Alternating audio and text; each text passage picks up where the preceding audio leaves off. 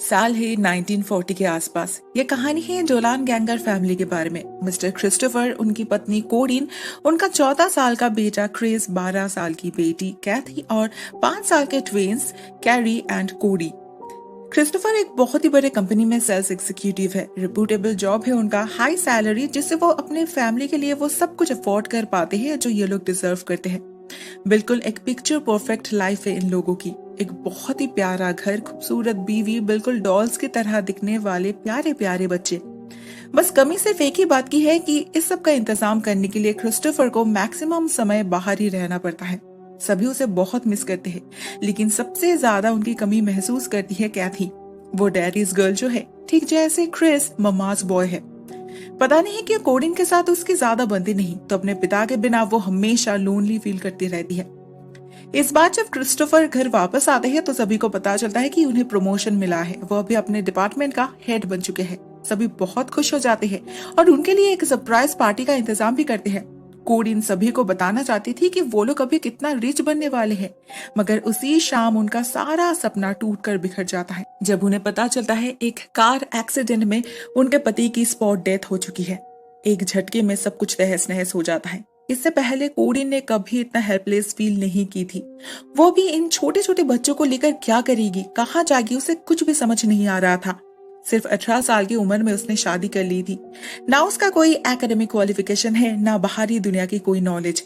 वो तो हमेशा से ही सिर्फ और सिर्फ एक ट्रॉफी वाइफ थी जिसे सजने और मेकअप करने के अलावा और कुछ आता ही नहीं।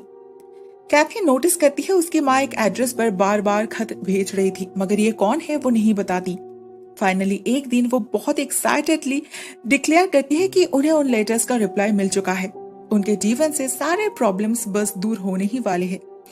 पता चलता है कोडिन इतने दिनों से अपने माँ को खत लिख रही थी कि इस बात से कैथी और क्रिस हैरान हो जाते हैं, क्योंकि उन्हें कभी पता ही नहीं था कि उनके माँ का कोई परिवार है भी। असल में कोडिन के साथ उनके परिवार का किसी बात को लेकर झगड़ा हुआ था, इसीलिए उसने उनसे कांटेक्ट नहीं रखा। लेकिन अभी सिचुएशन अलग है। क्रिस्टोफर ने सब कुछ लोन पर लिया था, मतलब ना ये घर उनका है ना ये कार्स। बैंक वाले कल ही आकर ये सब सील कर देंगे, तो आज रात ही उन्हें यहाँ से निकलना होगा। खुशी की बात यह है कोडिन का परिवार काफी रिच है। वर्जीनिया में सबसे बड़ा महल है उनका, दी फॉक्सवर्थ हॉल।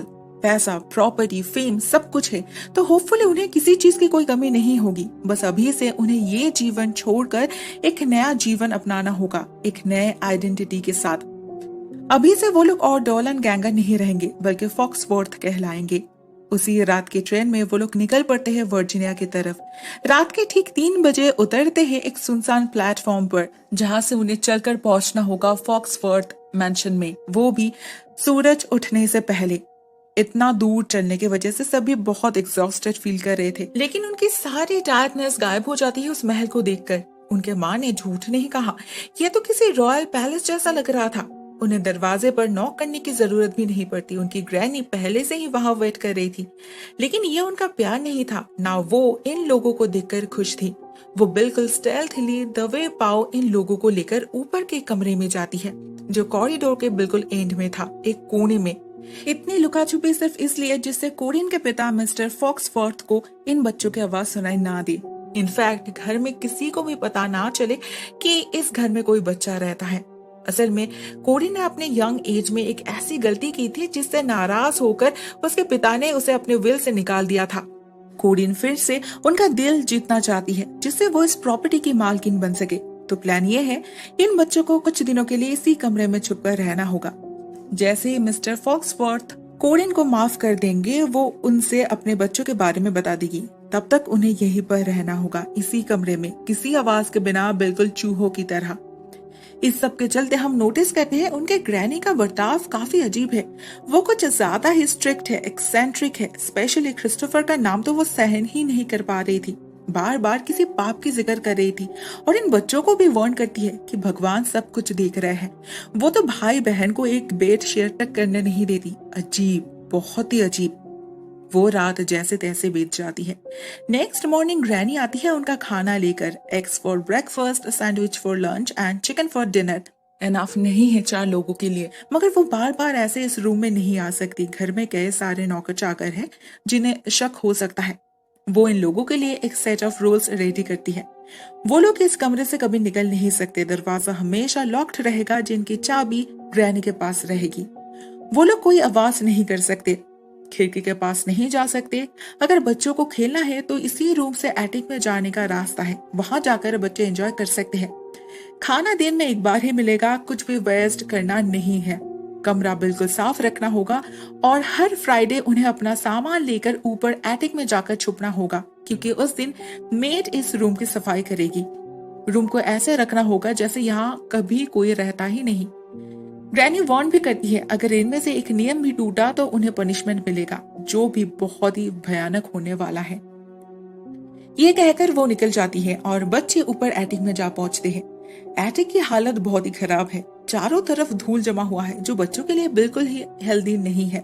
कैरी और कोडी को तो यहाँ पर बिल्कुल भी पसंद नहीं आ रहा था। खाना ठंड पड़ जाने के कारण वो लोग ठीक से खा भी नहीं पा रहे थे, मगर क्रिस बहुत ही ज्यादा होपफुल है। उनकी माँ जरूर बहुत जल्द इसका कोई हल निकाल देगी, उन्हें ग्रैंडपा अपना लेंगे और they will be rich again. अभी बस और कुछ दिनों की बात है, उन्हें पेशेंस रखना ही पड़ेगा। वो लोग किसी तरह से हंसी मजाक में दिन गुजारने लगते हैं, लेकिन ग्रैनी को शायद इन बच्चों के खिलखारी से भी नफरत थी, जिसकी पनिशमेंट वो कोडिन को देती है। उसे 38 टाइम्स व्हिप किया जाता है, जो इन बच्चों के लिए वार्निंग था। आगे से उनकी बात ना मानने पर उनके साथ भी यही होगा। लेकिन सबसे ज्यादा हैरानी उन्हें इस बात की हो रही थी कि ग्रैनी बार बार उन्हें शैतान के बच्चे क्यों कह रहे थे। उनका जन्म ही जैसे पाप से भरा है। नेक्स्ट डे कैथी और क्रिस को इसका मतलब पता चल जाता है, जब कोडिन उनसे कहती है कि उनका पति असल में उनका स्टेप अंकल है, उनके पिता मिस्टर फॉक्सवर्थ का सौतेला भाई। यही वो पाप है जिसके लिए उसके पेरेंट्स उससे नफरत करते थे और इन बच्चों को उस पाप का ही परिणाम मानते हैं। स्पेशली उसकी माँ, जो कोडिन को सिर्फ इसीलिए घर में रहने दे रही है ताकि वो हमेशा उसे टॉन्ट कर पाए और खुद को सही साबित कर पाए। क्रिस अपने माँ की हालत समझ पा रहा था, वो भी इस घर में खुश नहीं है। ऐसे माँ के साथ भला कौन खुश रह सकता है। देखते देखते कुछ महीने बीत जाते हैं। इनके जीवन में कुछ भी बदलाव नहीं आया था, सिर्फ कोडिन का आना कम होता जा रहा था। वो पिछले 1 महीने से इस रूम में नहीं आई थी। फाइनली जब वो आती है वो बहुत खुश दिख रही थी। क्यों ना हो, वो अपनी जिंदगी को एंजॉय जो करने लगी थी। अपने पिता के साथ वक्त बिताने के साथ साथ पुराने दोस्तों के साथ भी घूमने जाती थी। वो अपने बच्चों के बारे में जैसे भूल ही गई थी। कैथी उनकी खुशी देखकर बहुत नाराज हो जाती है। उन्हें ऐसे एक जगह में कैद रख के वो कैसे अपनी फ्रीडम को एंजॉय कर सकती है। तो वो अपने पिता से उन्हें मिलवाएगी। इस सवाल के जवाब में उन्हें पता चलता है कि कोडिन कभी भी अपने पिता से उनके बारे में नहीं कह पाएगी, क्योंकि उन्होंने उसे एक बात पे ही, एक शर्त पे ही माफ किया है कि उसका कोई बच्चा नहीं है। कैथी और क्रिस को बहुत बड़ा झटका लगता है। इसका मतलब है उनके ग्रैंडपा के मरने तक उन्हें यहीं पर रहना होगा। उसके बाद उनकी माँ कोडिन मालकिन बनेगी और उन लोगों को सबके सामने ला पाएगी। भले ही वो कहती है कि मिस्टर फॉक्सवर्थ ऑलमोस्ट 80 साल के हैं, बहुत बीमार है, ज्यादा वक्त नहीं है उनके पास, मगर कैथी का भरोसा उन पर से उठ चुका था। इस एटिक के डैम्प वेदर में रहने के कारण, सनलाइट से दूर रहने के कारण एक बार कोडी बहुत बीमार पड़ जाता है, मगर किसी को कुछ फर्क ही नहीं पड़ता। कैथी और क्रिस जैसे उनके पेरेंट्स बन चुके थे। कोडिन तो जैसे उन्हें छोड़ ही चुकी थी। वो सिर्फ उनके लिए कॉस्टली गिफ्ट्स, कपड़े, खिलौने ला सकती थी, मगर उनके आजादी का एश्योरेंस नहीं दे पाती। देखते देखते और कुछ महीने बीत जाते हैं। क्रिसमस का समय आ चुका था। इस हॉल में एक बहुत ही बड़ी पार्टी अरेंज किया जाता है, जिसमें कैथी और क्रिस भी जाने की जिद करते हैं।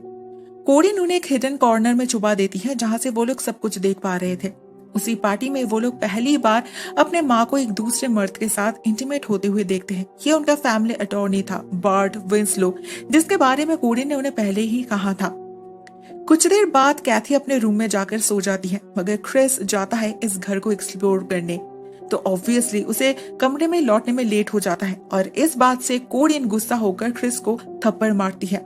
साथ में उन्हें वेप करने की बात भी करती है, बिल्कुल अपने माँ की तरह। कोडिन बदल रही थी। कैथी और क्रिस ना उसे समझ पा रहे थे, ना ग्रैनी को। ग्रैनी उन्हें हर बात पे वार्न करती रहती है, कहती है पाप उनके खून में बह रहा है, वो लोग इनोसेंट कैसे हो सकते हैं। इसका मतलब क्या है वो लोग समझ नहीं पाते। देखते देखते 1 साल बीत जाता है और कैथी प्यूबर्टी हिट करती है। उसकी माँ उसे किनरवेयर गिफ्ट करती है, जिसे ट्राई करते वक्त क्रिस उसे देख लेता है। It was completely unintentional. मगर ग्रैनी को लगता है उन दोनों में कोई खिचड़ी पक रही हो, तो वो क्रिस को कैथी के बाल काटने के लिए कहती है, नहीं तो उनमें से किसी को भी खाना नहीं मिलेगा 1 हफ्ते तक। यही सही, मगर क्रिस ग्रैनी के शर्त पर राजी नहीं होता। कुछ दिनों तक भूखे बिताने के बाद उन्हें ग्रैनी कुछ फ्रूट्स तो देकर जाती है, मगर उसी रात कोई कैथी के बालों पर टाड़ लगा देता है। क्रिस उसे क्लीन करने की बहुत कोशिश करता है, लेकिन मजबूरन उसे कैथी के बाल काटना ही पड़ता है। देखते देखते 2 साल बीत जाते हैं। उनकी जिंदगी वैसी की वैसी ही रह जाती है। कैरी और कोडी को देखकर कैथी को बहुत दुख होता है। वो लोग ऐसी जिंदगी डिजर्व नहीं करते। एंटरटेनमेंट के लिए कैथी और क्रिस कभी कभी रात के अंधेरे में एटिक से निकलकर बाहर लेक के पास जाकर वक्त बिताते हैं। अपने दिमाग को स्टेबल रखने की कोशिश करते हैं, मगर और कब तक वो लोग ऐसे जिएंगे। कोडिन को वो लोग और बिलीव नहीं कर पा रहे थे। वो पिछले 3 महीनों से उनसे मिलने नहीं आई थी। उन्हें पता तक नहीं वो है कहाँ। एक दिन फाइनली वो आती है। पता चलता है उसने दूसरी शादी की है उस अटॉर्नी से, और इतने दिनों से वो यूरोप में थी, हनीमून मना रही थी। इस बार तो क्रिस भी अपना आपा खो देता है। वो चिल्लाने लग जाता है अपनी ही माँ पर, जो उसने पहले कभी नहीं किया, क्योंकि आखिरकार उसे भी एहसास होने लगा है कि कोडिन अपने जिंदगी से उनकी एग्जिस्टेंस मिटा रही है। इसके अगले दिन ही इनकी ग्रैनी उनके लिए कुछ डोनट्स लेकर देती है। ये कोडिन की तरफ से था, सॉरी नोट वाला। मगर ग्रैनी को इसमें भी प्रॉब्लम है। वो कहती है इन्हें ना खाना ही बेहतर होगा, ये सब सेहत के लिए अच्छा नहीं होता। पता नहीं कोडिन क्या करने की कोशिश कर रही थी, मगर फाइनली क्रिस को समझ आ चुका था कि उन्हें उनकी परवाह नहीं है। कैथी उसे भागने के लिए कहती है, मगर उसके लिए भी तो प्रिपरेशन जरूरी है। इसी बीच एक बहुत ही बड़ा चेंज होता है उनके लाइफ में। इस अनहेल्दी केज्ड लाइफ को जीने के चक्कर में कैथी और क्रिस के बीच भी एक अनहेल्दी रिलेशनशिप ग्रो करने लगा था, जिसकी भनक शायद ग्रैनी को पहले से ही लग चुकी थी। इसी के बारे में तो वो पहले से उन्हें वार्न कर रही थी। उनकी माँ ने भी तो ऐसा ही कुछ किया था ना। वो उन्हें पनिश करने की भी कोशिश करती है, मगर क्रिस जाकर उनका पैर पकड़ लेता है, माफी मांगने लगता है उससे। ग्रैनी तो कंफ्यूज हो जाती है, लेकिन ये असल में उसका एक्टिंग था। वो तो इस मौके पर ग्रैनी के हाथ में जो मास्टर की थी उसका इंप्रेशन ले रहा था एक साबुन पर। कुछ ही दिनों के अंदर वो उससे एक वुडन की बना लेता है और हर रात अपने माँ के कमरे में जाकर पैसा चोरी करने लग जाता है। ऐसे ही एक दिन जब कैथी कोडिन के रूम में जाती है, उसे वहां बार्ट मिल जाता है जो नींद में था। कैथी उसे किस करती है आउट ऑफ क्यूरियोसिटी और पैसा चुराकर वापस आ जाती है। उसे लगा किसी को कुछ पता नहीं चलेगा, लेकिन असल में बार्ट को उसका टच फील हुआ था। वो कोडिन से कहता भी है कि उसे सपने में एक यंग खूबसूरत लड़की दिखी थी, ब्लॉन्ड हेयर वाली, जो उसे किस कर रही थी। कोडिन को शक होता है, मगर उसे ये भी लगता है कि कैथी उस कमरे से बाहर कैसे आ सकती है। वो तो लॉक्ड है। वो तो बहुत पहले ही उनसे मिलना बंद कर चुकी थी। अभी वो अपने पति के साथ इस घर को छोड़ने की भी बात कर रही थी। क्रिस समझ चुका था उन्हें जो करना होगा जल्दी करना होगा। वो लोग कोशिश भी कर रहे थे, मगर इसी बीच एक दिन अचानक से ही कोडी भयानक बीमार पड़ जाता है। बहुत ही ज्यादा वॉमिट करने लगा था वो। उसका चेहरा भी फीका पड़ चुका था, लेकिन फिर भी कोडिन को उसकी ट्रीटमेंट जरूरी नहीं लग रही थी।